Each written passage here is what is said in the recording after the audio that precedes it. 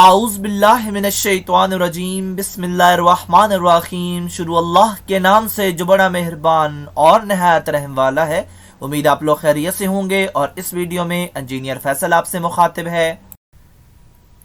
आप देख रहे हैं पाकिस्तान का सबसे बड़ा channel chemical engineering edge tech, जो कि केमिकल इंजीनियर्स और डीए केमिकल के स्टूडेंट्स के लिए तैयार किया गया है।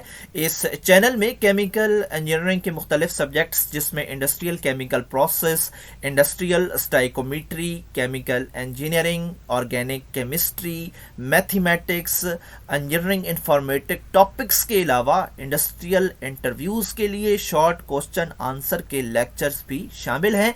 आप मेरे चैनल को सब्सक्राइब करेंगे तो मेरी हर लेटेस्ट वीडियो आपको मिलती रहेगी।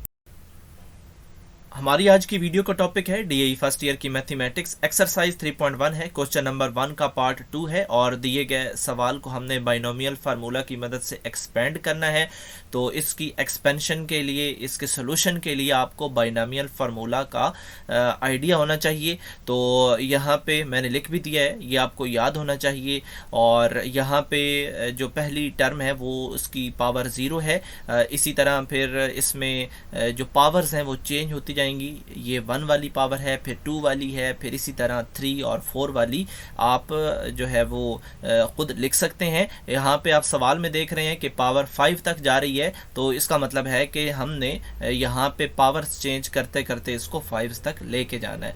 तो यहाँ पे आप एक और चीज़ को ऑब्जर्व करें कि यहाँ पे ये फार्मूला प्लस का है, लेकिन हमारा जो सवाल है उसके अंदर नेगेटिव है। तो इसका मतलब है कि इस फार्मूला को हम अपने हिसाब से अमेंड करेंगे। और अमेंडमेंट क्या करनी है, हमने जस्ट साइंस की अमेंडमेंट करनी है, इसके अलावा हमने इसको कुछ भी नहीं करना। तो ये जो साइंस है इनकी सीरीज कैसे चलेगी, प्लस फिर नेगेटिव फिर प्लस फिर नेगेटिव फिर प्लस और फिर हर एक प्लस के बाद नेगेटिव आता जाएगा।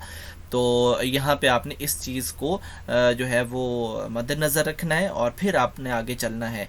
तो यहाँ पे एक और फार्मूला भी यूज़ होगा और वो है n0। और जब इसको एक्सपेंड करेंगे तो n फैक्टोरियल बटा n फैक्टोरियल क्रॉस 1 आता है। तो सिंपल ये कि जब इस n फैक्टोरियल को इस n फैक्टोरियल से क्रॉस करेंगे तो ऑफ कोर्स 1 आएगा और 1 1 पे डिवाइड होगा तो 1 आंसर ही आएगा।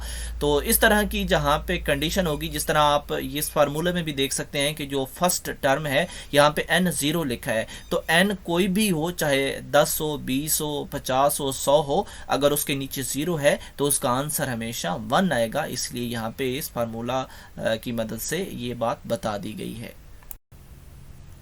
अगर आप इस फार्मूला को ऑब्ज़र्व करें तो आप फार्मूला में देख सकते हैं कि यहाँ पे ए भी है, बी भी है, एन भी है। तो ये तीनों चीज़ें हम अपने सवाल से हासिल करेंगे। जो यहाँ पे पहला फंक्शन है ये हमारा ए होता है, जो दूसरा फंक्शन है वो बी होता है और इसके अलावा जो एन है वो उसकी पावर है। तो यहाँ पे आपने ख्याल रखना है जब आप सेकंड फंक्शन को उठाएंगे आपने साथ नेगेटिव को यूज़ नहीं करना, जस्ट आपने 3/2x को यूज़ करना है। तो हम इस फार्मूले में बहरहाल ये पुट करते हैं तमाम चीज़ें। और यहाँ पे अब आप इस फार्मूले के साथ अगर इस पुटिंग को मैच करें तो पहले हम n है तो 5 लिखेंगे और इसी तरह फिर a की वैल्यू डाल के ऊपर n 5 है तो 5 आएगा। इसी तरह b की वैल्यू और ऊपर 0 आएगा। तो आपने ये बात भी याद रखनी है कि किसी भी जो रकम है उसके ऊपर अगर पावर 0 आ जाए तो उसका आंसर हमेशा 1 आता है और वो हम अगले स्टेप में देखेंगे कि 1 ही आया है। तो इस बात का आपने ख्याल रखना है। बाकी जो सेकंड है वहाँ पे 5 और फिर नीचे 1, यानी कि n और 1, फिर a की वैल्यू, फिर b की वैल्यू और जो यहाँ पे नेगेटिव होगा वो आपने करके लिखना है। इस तरह फिर आप देख सकते हैं कि हमारे जो सवाल की पावर है वो 5 तक है। तो इसका मतलब है कि हमने टोटल 6 वैल्यूज़ लेनी है। 6 कैसे लेनी है, मैं यहाँ पे काउंट करना शुरू करता हूँ।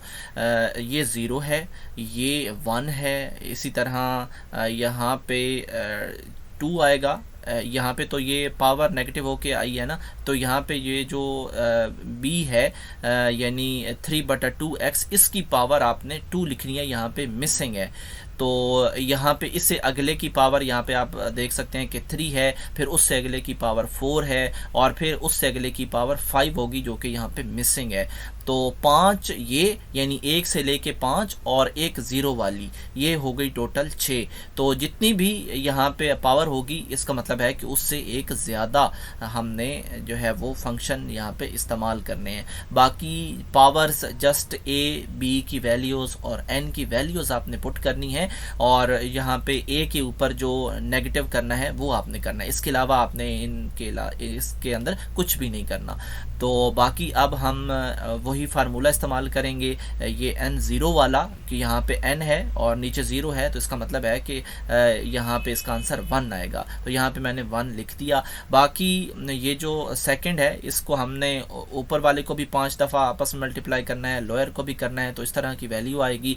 बाकी मैंने आपको बताया कि अगर किसी भी रकम के ऊपर 0 पावर हो तो उसका आंसर हमेशा 1 आता है। तो बाकी हमने जो है वो फैक्टोरियल्स सॉल्व करने हैं, और फैक्टोरियल ये है कि अगर 5 के नीचे 1 हो तो इसको भी आपने जो है वो 5 ही लिखना है यहाँ पे, यानी कि 0 वाले और जो 1 वाला है इसको ये आपको पता होना चाहिए। इसके लिए इतनी कैलकुलेशन करने की ज़रूरत नहीं है, ये आपको कंफर्म है कि यही आएंगे, यानी कि 0 वाले में तो 1 आएगा और जो 1 वाला है उसके ऊपर जो भी पावर होगी वो डायरेक्ट आ जाएगी। तो बाकी हम अगले में जाके कैलकुलेशन करते हैं, और कैलकुलेशन हमने यहाँ पे यही करनी है, इन्हीं को डील करना ही यहाँ पे बड़ी कैलकुलेशन है।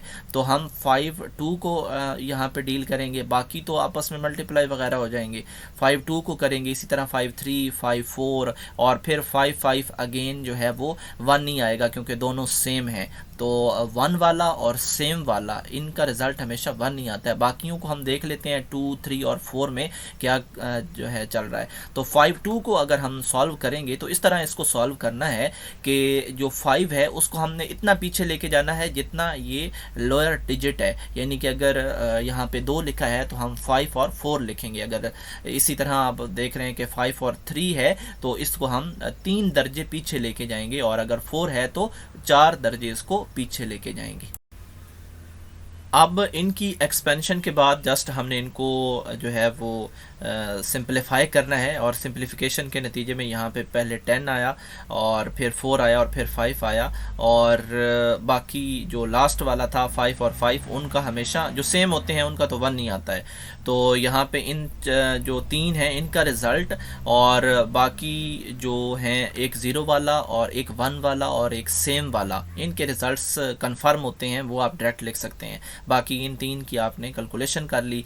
तो यहाँ पे ये तो जस्ट सिंप्लीफाई करने हैं, इनको उठा के हमने यहाँ पे इनकी वैल्यूज़ डाली, और बाकियों को हमने उनकी जो पावर्स हैं उनको एक्सपेंड किया। और एक्सपेंशन के बाद यानी कि इस पावर्स को डील करने के बाद और इनको जो फर्स्ट यहाँ पे होते हैं ब्रैकेट्स, इनको डील करने के बाद हम जो है इनको मज़ीद सिंप्लीफाई करेंगे, और इस तरह हम ये आंसर हासिल करेंगे। और मुश्किल नहीं है, जस्ट हमने जो है जो भी रिज़ल्ट हासिल किया इनको आपस में हमने मल्टीप्लाई करना है, क्योंकि ब्रैकेट्स बता रही हैं कि इन्होंने आपस में मल्टीप्लाई ही होना है और कोई फंक्शन यहाँ पे अप्लाई नहीं हो सकता।